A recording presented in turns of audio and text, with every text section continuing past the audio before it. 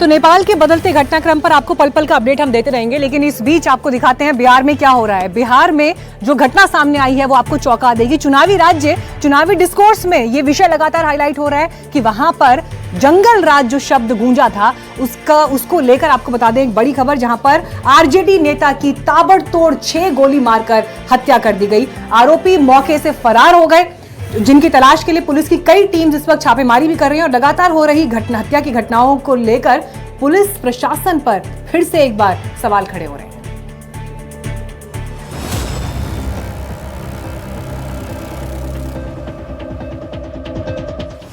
बिहार की राजधानी पटना एक बार फिर गोलियों की तड़तड़ाहट से गूंज उठी।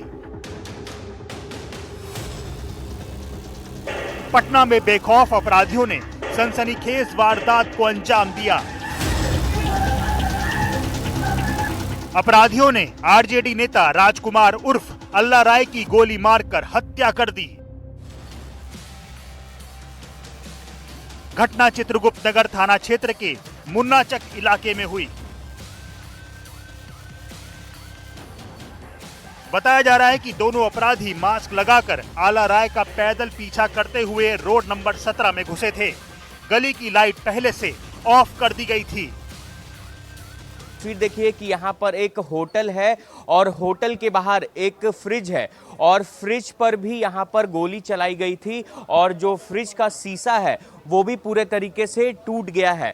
जो जानकारी मिल रही है कि 2 की संख्या में अपराधी यहाँ पर पहले से मौजूद थे और राजकुमार राय अपने गाड़ी से यहाँ पर पहुँचते हैं और उसके बाद उनकी हत्या कर दी जाती है। यहाँ पर हमारे साथ होटल के मालिक हैं, उनसे बात करेंगे। आपका क्या नाम हुआ? अशोक कुमार अग्रवाल। क्या कुछ घटना घटी थी? आप उस वक्त यहाँ पे मौजूद थे? अपराधी आए थे, वहाँ से 2 अपराधी ताबड़तोड़ गोली चलाते हुए और पिछले गेट के ओर से निकल गए। किस साइड से? इस साइड? पिछला गेट। हाँ। तो आपके होटल के अंदर भी घुसे? जिनका हत्या हुई थी राजकुमार राय, वो घुसे थे, उसी पर गोली चलाई और घुसते घुसते भी उन पर गोली चलाई गई। अंदर घुसते घुसते भी गोली चलाई गई? हाँ, इससे फ्रिज वगैरह टूट गया है और हमारी दुकान में किसी को क्षतिग्रस्त नहीं हुई है। इस घटना के कुछ घंटे बाद सीसीटीवी फुटेज भी सामने आया। तस्वीरों में आप देख सकते हैं कि कैसे वारदात को अंजाम देने के बाद दोनों आरोपी मौके से भाग रहे हैं। दोनों आरोपियों के चेहरे ढके हुए हैं और दोनों तेजी से दौड़ते हुए मौके से फरार हो जाते हैं। वहां से गुजर रहे लोगों को भी कुछ आश्चर्य होता है। वो पीछे मुड़कर देखते हैं, लेकिन तब तक दोनों आरोपी मौके से फरार हो चुके थे। आरजेडी नेता अल्लाह राय की हत्या के पीछे कई कारण बताए जा रहे हैं, लेकिन जो बड़ी बात निकलकर सामने आई है वो ये है, राजकुमार उर्फ अल्लाह राय जमीन के कारोबार से जुड़े थे। विवादित जमीनों को खरीदने बेचने का काम करते थे। इसके साथ ही अल्लाह राय आरजेडी में काफी सक्रिय नेता थे और वो राघोपुर विधानसभा सीट से चुनाव लड़ने की तैयारी भी कर रहे थे। राघोपुर सीट से तेजस्वी यादव विधायक हैं। ऐसे में अल्लाह राय के राघोपुर से चुनाव लड़ने की तैयारी और अचानक मर्डर से ये मामला हाई प्रोफाइल बन गया है। बहरहाल पुलिस कई एंगल से इस मामले की जांच कर रही है। ऐसे निकल के तो आ रहा है कि ये पॉलिटिक्स में भी एक्टिव थे और लैंड की डीलिंग वगैरह में भी थे। हालांकि अभी हर एक पहलू पे हम जांच करेंगे, उसके बाद ही किसी भी नतीजे पे पहुंचेंगे। जो भी यहाँ पे आई विटनेसेस है, जो कैमराज है, उसमें 2 अपराधकर्मी दिख रहे हैं। हालांकि और भी अपराधकर्मी लाइनर के रूप में हो सकते हैं, इस बात से इनकार नहीं किया जा सकता। बिहार में बीते कुछ महीनों में एक के बाद एक कई वारदात को अंजाम दिया गया है। अपराधियों के निशाने पर ज्यादातर नेता और कारोबारी हैं। Bureau report, NDTV India. तो सवाल इंडिया का है, क्या बिहार में अपराधियों की बहार है? ऐसा हम इसलिए कह रहे हैं क्योंकि जो आंकड़े हैं वो बता रहे हैं कि बिहार में लगातार किस तरह से हत्याओं के मामलों में इजाफा हुआ है। बीते कुछ दिनों में ही अगर बड़ी वारदातों पर नजर डालें तो 8 सितंबर को सिवान में कुख्यात अपराधी लाल यादव की गोली मारकर हत्या कर दी गई। 17 जुलाई को पटना में गैंगस्टर चंदन मिश्रा का अस्पताल में घुसकर मर्डर कर दिया गया और उसके बाद किस तरह से सूबे की राजनीति सुलगी वो आपने देखा। 17 जुलाई को ही खगड़िया में जेडीयू नेता राजकिशोर निषाद की धारदार हथियार से हत्या कर दी गई थी। 10 जुलाई को पटना में बालू कारोबारी रमाकांत यादव को अपराधियों ने मौत के घाट उतार दिया। 6 जुलाई को पूर्णिया में ही एक परिवार के 5 लोगों को जिंदा जला दिया गया था। 4 जुलाई को पटना में उद्योगपति गोपाल खेमका की गोली मारकर हत्या कर दी गई थी। बिहार में देखिए कल ही जो है लगातार जो है अपराध जो है डेली गोली चल रहा है, डेली लोग मारे जा रहे हैं। अपराध जो है अब डिप्टी सीएम हाउस से जो है प्लानिंग शुरू हो गई है।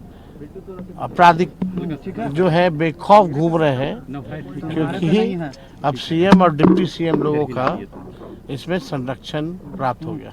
हमने तो पहले भी कहा था अपराधी जो हैं विजय और सम्राट हो गए हैं और लगातार अपराध बढ़ रहा है। कोई ऐसा दिन नहीं जहां बलात्कार, लूट, हत्या नहीं।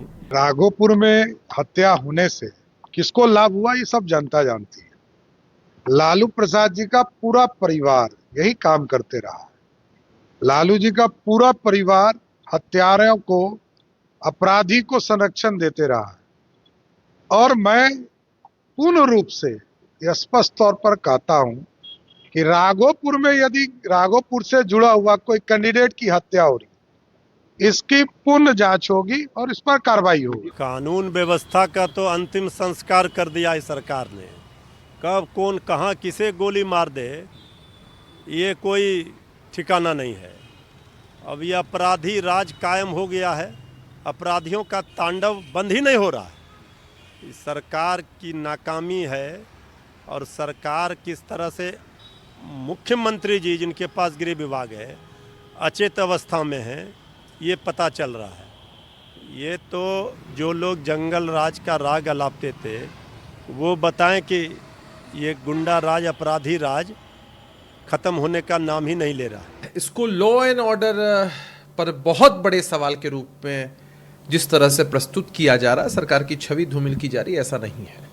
नीतीश कुमार जी ने कानून के राज की स्थापना की है। जहां इस तरह की आपराधिक घटनाएं घटती हैं दुखद है, दुर्भाग्यपूर्ण है और हम इसको पार्टी के चश्मे से नहीं देखते हैं। इस पर त्वरित कार्रवाई होगी जैसे अन्य घटनाओं में हुई है। हालांकि बताया जा रहा है कि उन व्यक्ति ने चुनाव लड़ा था, राघोपुर विधानसभा से आरजेडी के नेता थे, तो हो सकता है कि अब भाई युवराज के क्षेत्र से कोई व्यक्ति चुनाव लड़ना चाहे या अपना दावा पेश करे तब तो पॉलिटिकल रंजिश बढ़ेगी ना। तो राजनीतिक बयान अपनी जगह, लेकिन बिहार में हत्या के बढ़ते मामलों के पीछे कई वजहें हैं, लेकिन इनमें सबसे बड़ी वजह जमीन विवाद के रूप में सामने आ रही है। आंकड़े देखिए, बिहार में आए साल 46 से 60% हत्याएं जमीन विवाद की वजह से हो रही हैं। आपके सामने कुछ आंकड़े हैं। इनके मुताबिक साल 2025 में यानी इस साल जुलाई के महीने तक हत्या के केसेस 1376 सामने आए। हैरानी की बात यह है कि इनमें से 650 से ज्यादा हत्याएं जमीन विवाद को लेकर हुई। वहीं साल 2024 में कुल हत्या के केसेस 2786 दर्ज किए गए, जिनमें से जमीन विवाद में 1500 से ज्यादा हत्या की वारदातों को अंजाम दिया गया। 2023 का आंकड़ा देख लीजिए, 2844 मामले रिपोर्ट हुए।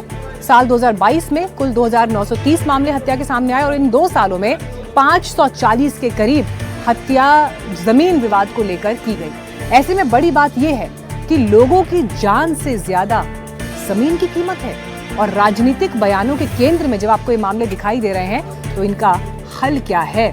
क्या वहां पर लोगों की जिंदगी इतनी सस्ती है? तो ये तस्वीर आपने बिहार से देखी, लेकिन आइए बढ़ते हैं आगे। छत्तीसगढ़ से बड़ी खबर आ रही है। छत्तीसगढ़ से बड़ी खबर इस वक्त आपको बता दें, जहां पर एनकाउंटर की खबर है, मुठभेड़ हुई है नक्सलियों के साथ, जो गरियाबंद इलाका है, जहां पर एक बड़े एनकाउंटर की खबर इस वक्त सामने आ रही है। सूत्रों के हवाले से आपको बता दें कि लगभग 10 नक्सली मारे गए हैं। ये बड़ी खबर इस वक्त मिल रही है। गरियाबंद पुलिस और सुरक्षा बल के जवानों को एक बड़ी कामयाबी यहां पर मिली है, जहां गरियाबंद में सुरक्षा बलों को बड़ी कामयाबी मिली है। हमारे साथ विकास तिवारी इस वक्त जुड़ गए हैं और जानकारी के साथ। विकास, पूरी खबर बताएं।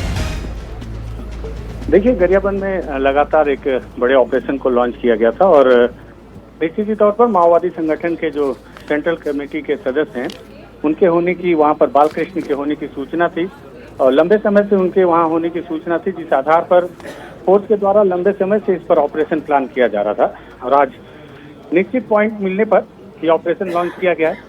हालांकि अभी भी फोर्स घटना स्थल पर ही है और वापस नहीं लौटी है। साथ ही साथ जिस तरह से सेंट्रल कमेटी के सदस्य हैं, अगर वो मारे गए तो उनकी सुरक्षा में भी बड़े स्तर पर कैडर होते हैं, जिस वजह से वहाँ भी फोर्स ने मारे गए माओवादियों की डेड बॉडी को रिकॉर्ड तो नहीं किया है।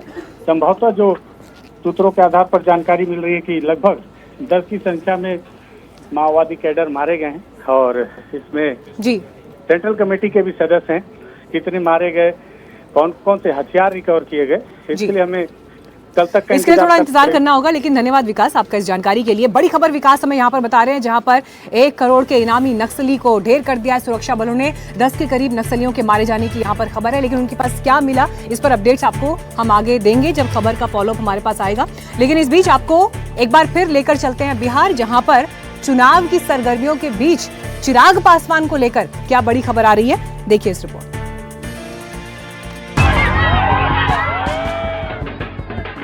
चिराग पासवान की पार्टी कितनी सीटों पर चुनाव लड़ेगी अभी तय नहीं हुआ है, लेकिन कोई चिराग को सीएम बनाना चाहता है और कोई पीएम। ताजा बयान चिराग की बड़ी मां यानी रामविलास पासवान की पहली पत्नी राजकुमारी देवी का आया है, जिसमें उन्होंने अपने मन की बात सामने रखी है। प्रधानमंत्री बन जेथिन तो और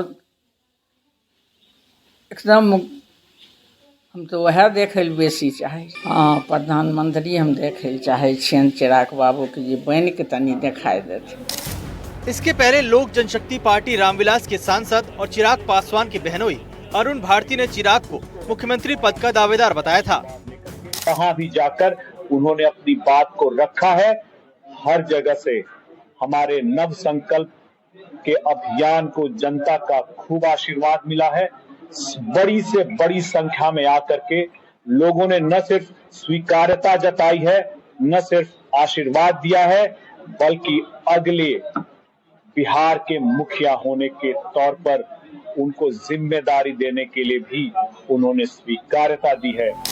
अरुण भारती जमुई से सांसद हैं। अलग अलग मौकों पर चिराग को मुख्यमंत्री पद का दावेदार बता चुके हैं, लेकिन फिलहाल इसलिए ये बयान सामने आया क्योंकि चिराग के नाम के साथ सीएम नहीं पीएम पद की ख्वाहिशें जुड़ गई हैं।